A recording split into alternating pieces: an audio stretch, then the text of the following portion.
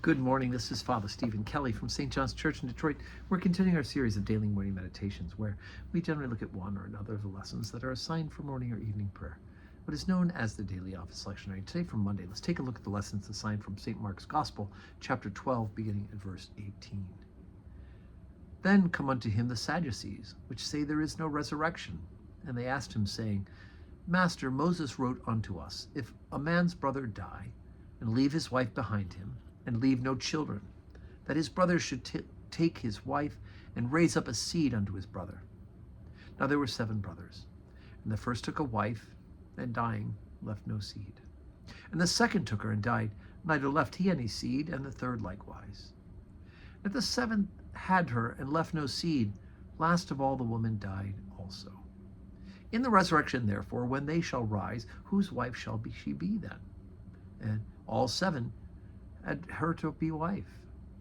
And Jesus answering said unto them, Do ye not therefore err, because you know not the Scriptures, neither the power of God?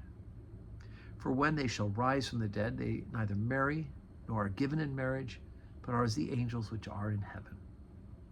And as touching the dead, that they rise, have ye not read in the book of Moses how the bush spoke unto him, saying, I am the God of Abraham, the God of Isaac, and the God of Jacob? He is not the God of the dead, but the God of the living. Ye therefore do greatly err.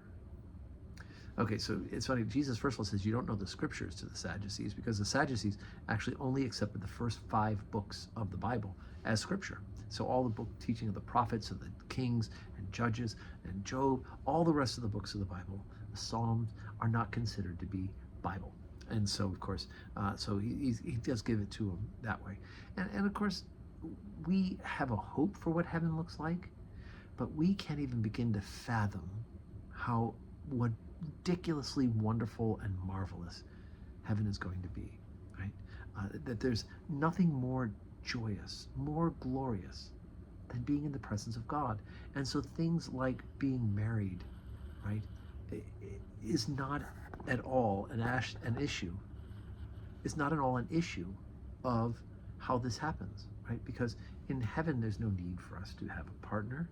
There's no need for us to have pleasure that comes with mutual affection one to the other between human beings. There's no need for reproduction. Those are the purposes of marriage. There's no need for that, right? Because being in the presence of God will be all that we need.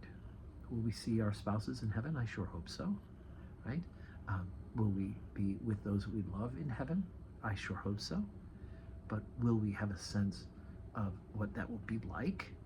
Right? Jesus says, no, you have no idea what heaven is going to be like. It's going to be so much more wonderful than the greatest things that we can experience here on earth.